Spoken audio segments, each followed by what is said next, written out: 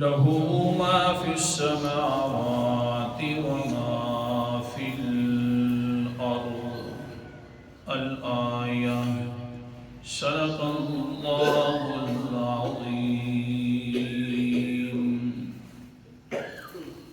لا الہ الا اللہ کی چوتھی دلیل کا ذکر ہو رہا تھا کہ اللہ فرماتے ہیں دیکھیے انسان، جب میں آسمانوں کے اندر جتنی بھی چیز ہیں وہ میری ملکیت ہیں تو دینے پر قادر بھی میں ہوں، تو مان لینا اور پھر پکارا بھی مجھے کر کے لا الہ الا اللہ۔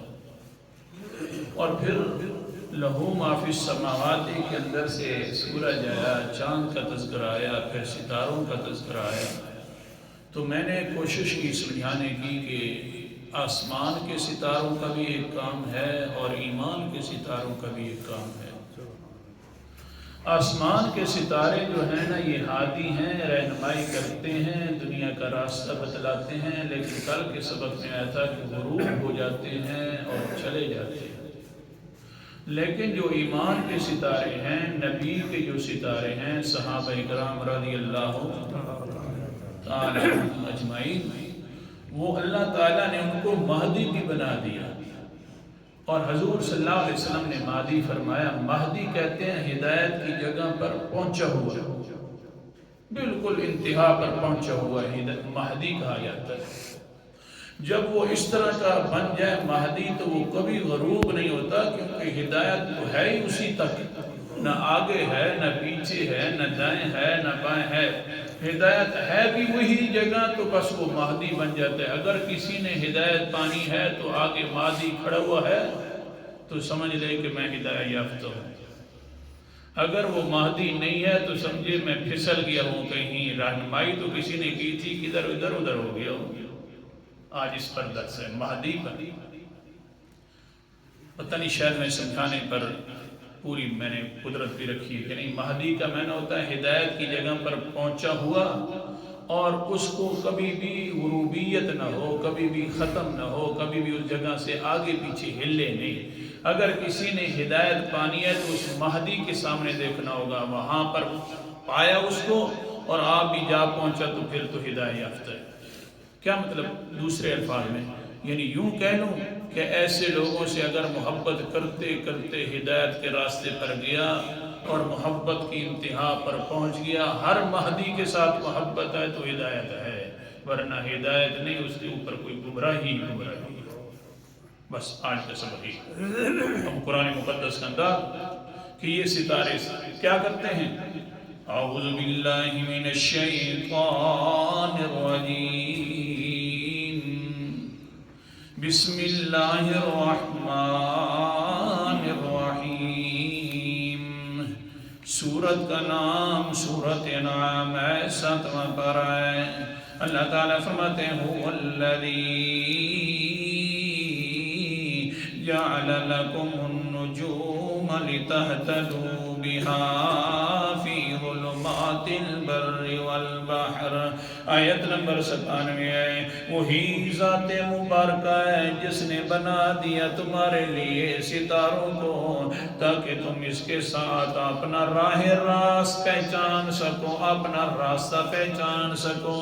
فی ظلمات البر والبحر، خشکیوں کے اندھیرے کے اندر اور سمندروں کے اندھیرے کے اندر اندھیرے چھا جائیں تمہارے اوپر، شرکوں کے، بدعات کے، رسومات کے، رواج کے، تو دیکھا کرو پھر یہ اللہ اکبر کبیرہ میرے صحابہ کو کہ وہ کدھر کھڑے ہوئے ہیں۔ یہ سمجھیے، جس طرح تمہارے اوپر دنیا کے اندر اندھیرے چھا جائیں، تاریکیاں آ جائیں، راستے کا پتہ نہ چل سکتا ہو، تو میں نے اوپر والے ستارے بنا دیے۔ ہاں اگر دنیا کے اندر گناہوں کا اندھیرا چھا جائے، شرک کا اندھیرا چھا جائے، بدعات کا اندھیرے چھائے کھڑے ہوں، پتہ نہ چلے یار ہدایت والا راستہ ہے تو کون سا ہے، تو میرے مہدیوں کو دیکھا کرو، جہاں پر وہ نظر آئیں گے وہی ہدایت والا راستہ ہوگا۔ بس یہی ہمارا مقصد ہے۔ سنیے اب حدیث پاک، قال النبي صلى الله عليه وسلم عليكم بسنتي وسنة خلفاء الراشدين المهديين وسنة خلفاء الراشدین المہدیین من بعدی. او لوگوں تمہارے اوپر ضروری ہے، لازم ہے میری سنت کو بھی لینا اور میرے خلفاء راشدین المہدیین، مہدی جو مہدی ہیں ان کی سنت کو بھی لینا میرے بعد ہے. اللہ اکبر کبیرہ. کتنا لے اللہ کے رسول جی، اللہ کے پیغمبر نے فرمایا تمسکوا بها وعزوا علیہا بالنواجز. اتنا مضبوطی سے پکڑ لینا میری سنت کو اور میرے بعد آنے والے میرے صحابہ کی سنت کو اتنا مضبوطی سے پکڑ لینا اس رسی کو اتنا پکڑنا کہ وعزوا علیہا بالنواجز، اپنی داڑھوں کے اندر رکھ لینا وہ جو رسی ہوگی میری سنت والی اور میرے صحابہ کی سنت والی. اس داڑھوں کے اندر پکڑ کر چک لگانا صحیح طریقے سے، اور پھر ہاتھ میں کیا رکھنا؟ قرآن مقدس کا انداز وہ بھی سنتے جانا. سورت کا نام سورت آل عمران ہے اور چوتھا پارہ ہے. اللہ تعالیٰ فرماتے ہیں وَاعْتَصِمُوا بِحَبْلِ اللَّهِ جَمِيعًا وَلَا تَفَرَّقُوا. آیت نمبر میرے سامنے 103 ہے. اللہ فرماتے ہیں پھر وہ صحابہ والی رسی تو تفسیر ہوگی کس پاک کی؟ اللہ کی رسی کی. اصل کے اندر تو اللہ کی رسی کو تھام کر رکھنا. کیا سمجھایا؟ سمجھئے جو صحابہ سمجھے قرآن مقدس کو اسی طرح سمجھنا جی، اپنی طرف سے نہ سمجھنا. جس طرح صحابہ مہدی ہدایت دینے والے، ہدایت کے راستے پہ چلانے والے جو لوگ ہیں، جس طرح میری رسی کو انہوں نے سمجھا ہوا ہے قرآن مقدس والی رسی کو، اسی طرح سمجھ لینا. پھر یہ رسی مضبوط کر لینا، داڑھوں پہ بھی دے دینا.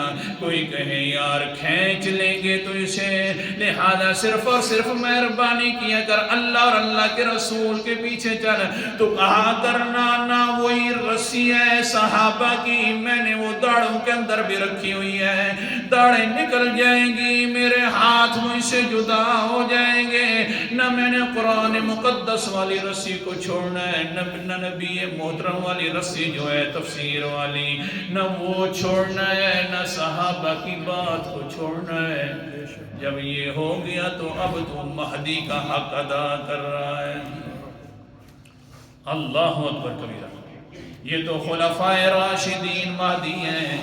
ایک صحابی رسول جس کا نام معاویہ ہے. قال النبی صلی اللہ علیہ وسلم لمعاویہ، اللہ کے پیغمبر نے معاویہ کے رضی اللہ تعالیٰ عنہ کے لیے دعا کی. کہنے لگے اللہم اجعلہ ہادیا ومہدیا. اللہ جی مہربانی کر جس طرح خلفائے راشدین المہدیین ہیں، اسی طرح میرے معاویہ کو مہدی بنا دے. یعنی یہ بھی ہدایت کی جگہ پر پہنچا ہوا جو اپنے آپ کو ہدایت والا کہتا ہے، وہ دیکھے معاویہ پہلے ہدایت کی جگہ پر موجود ہے. پھر ضروری ہے ایسے انسان سے محبت کرنا. قال النبی صلی اللہ علیہ وسلم لمعاویہ من احبہ فقد نجا ومن بغضہ فقد ہلک. جس نے معاویہ سے محبت کی ہے اس نے نجات پا لی ہے، کیونکہ ہادی بھی ہے مہدی بھی ہے، اور مہدی کے لیے ضروری ہوتا ہے کہ اس سے محبت کرنا، تو تب نجات آدمی حاصل کر سکتا ہے. ہاں اگر سارے صحابہ سے محبت کی جائے، معاویہ مہدی سے محبت نہ کی جائے، تو ہدایت کا راستہ بھی اس نے نہیں دیکھا. حدیث پڑھو فقد نجا ایسے مہدی کے پیچھے چل گیا انسان تو نجات والا ہے۔ وَمَنْ نَبْغَضَهُ فَقَدْ هَلَكَ، جس نے بھی معاویہ کی نافرمانی کی ہے یا معاویہ کے ساتھ مخالفت کی ہے تو فقد ہلاکا، وہ تباہ و برباد ہو گیا ہے۔ جتنے بھی ہادیوں کے پیچھے چلتا رہے کبھی ہدایت والا نہیں ہو سکتا۔ یہ کہتا رہے مجھے فلان صحابی سے بڑا پیار ہے، جناب فلاں سے بڑی محبت ہے، اپنی جگہ پر محبت رہ گئی۔ ہر صحابی سے محبت رکھنا ضروری ہے تو اسی طرح معاویہ سے بھی محبت رکھنا ضروری ہے رضی اللہ تعالیٰ عنہ۔ اگر ایک معاویہ کو بھی نکال دو گے، خلفائے راشدین مہدی ہیں تو حضرت معاویہ بھی مہدی ہے۔ سنیے، حضرت عبداللہ ابن مبارک ہے، بیٹھے ہوئے ہیں، درس دے رہے ہیں، صحابہ کو درس دے رہے ہیں، اپنے شاگردوں کو سمجھا رہے ہیں۔ حضرت عبداللہ ابن مبارک امام اعظم کے شاگرد ہیں اور امام بخاری کے استاد ہیں۔ بخاری شریف جو ہے نا حدیث کی بڑی کتاب، اس کے استاد ہیں۔ ایک انسان آ گیا، کہنے لگے ایوما افضل من عمر بن عبد العزیز او معاویہ کا۔ حضرت صاحب کی ایک مسئلہ ہے، جی فرمائیے کون سا مسئلہ ہے؟ کہنے لگے عمر بن عبد العزیز جو تابعی ہیں وہ افضل ہیں یا حضرت معاویہ افضل ہیں رضی اللہ تعالیٰ۔ اس کا مسئلہ مجھے بتلائیے۔ حدیث کے استاد ہیں، بخاری شریف جو ہے امام بخاری اس کے بھی استاد ہیں۔ مسئلہ پھنسا ہوا ہے جناب، بڑی مدتوں سے میں نے پوچھنا تھا، چلو آج موقع مل گیا ہے۔ اللہ اکبر کبیرہ۔ حضرت عمر بن عبدالعزیز نے فرمایا او پوچھنے والا سن تو صحیح نا، جی بتلائیے۔ فرمانے لگے حضرت عبداللہ ابن مبارک کہنے لگے عمر بن عبدالعزیز کے ساتھ یہ ساری دنیا بھر جائے اور پھر یہ ہیں بھی سارے کے سارے تابعی، اور اگلا مسئلہ بھی سنتے جا، ساری دنیا بھر جائے اور پھر اس کے بعد ان کا اگر وزن کیا جائے تو ان کی حال اتنے تک بھی نہیں پہنچتی جس حال کے اندر معاویہ نے جہاد کیا تھا، اور جہاد کی وجہ سے گرد و غبار اڑ کر اس کے گھوڑوں کے اندر پڑ گئی تھی، ناکوں کے اندر، اور پھر اس ناک کے اندر میل بن گئی تھی۔ یہ ساری دنیا جہان اکٹھا ہو جائے تابعیوں کے ساتھ تو حضرت معاویہ کے اس میل کے مقابلہ بھی نہیں کر سکتا۔ تو کہتا ہے عمر ابن عبدالعزیز ہے، وہ پہلے اس میل کا مقابلہ بھی نہیں کر سکتے، کیونکہ ساتھ قرآن مقدس بھی سمجھانے لگے۔ اللہ اکبر کبیرہ۔ سورت کا نام سورت عادیات ہے، 23واں پارہ ہے۔ اللہ تعالیٰ فرماتے ہیں وَالْعَادِيَاتِ ضَبْحًا فَالْمُورِيَاتِ قَدْحًا فَالْمُغِيرَاتِ صُبْحًا فَأَثَرْنَ بِهِ نَقْعًا۔ 23واں پارہ ہے۔ اللہ فرماتے ہیں مجھے قسم ہے ان گھوڑوں کی جو دوڑتے ہیں تو ہانپ ہانپ کر دوڑتے ہیں جناب جہاد کے اندر۔ فالموریات قدحا، پھر ان کی حالت یہ ہے ٹاپے مارتے ہیں تو چنگاریاں اڑاتے ہیں۔ فالمغیرات صبحا، پھر ان کی قسم ہے، ان کی اس چال کی بھی قسم ہے کہ صبح صبح جا کر حملہ بھی کر دیتے ہیں، اپنی جان کی بھی پرواہ نہیں ہوتی۔ فَأَثَرْنَ بِهِ نَقْعًا، ان ٹاپوں کے ساتھ دھول کو بھی اڑاتے ہیں۔ اس دھول کی قسم تو اللہ نے اٹھائی ہوئی ہے، وہ پوچھنے والا انسان جب جس دھولوں کی قسم اللہ اٹھائے اس کی دھول اتنی بڑی پاکیزہ جب ہو جائے تو پھر اس کے دھول والے کا مقابلہ نہیں کیا جا سکتا۔ ہاں جی، چلا جہاں پوچھنے والا مہربانی کر، اس کی ٹاپوں کی وجہ سے جو دھول اڑی تھی اور ناک کے اندر پڑ گئی تھی فَوَسَطْنَ بِهِ جَمْعًا، آگے اللہ تعالیٰ فرماتے ہیں پھر یہ گھوڑے ان کی یہ حال کی بھی مجھے قسم ہے کہ وہ جمعیت کے اندر بڑے بڑے اجتماعوں کے اندر داخل ہو جاتے، نہیں دیکھتے کہ آگے کون ہے، کتنا رش ہے، کتنا دشمن ہے، داخل ہو گئے آگے اللہ نے کیا فرمایا ان الانسان لربہ لکنود، اے انسان ادھر گھوڑوں کی حالت بھی دیکھنا، وہ جو اوپر مالک بیٹھا ہوا ہے، کھانا کھلاتا ہے، چارہ ڈالتا ہے، صرف اس کے ساتھ اچھائی والا معاملہ کرتا ہے، وہ جو آخر مالک ہے نا، اس نے اپنی جان کی بھی پرواہ نہیں کی، گھوڑے نے بڑی بڑی جماعتوں کے اندر گھس کر اس کا دفاع کرنے لگ گئے ہیں، میں بھی تو تیرا مالک تھا، میری آخر کیوں نہیں بات مانتا ہے؟ ان الانسان لربہ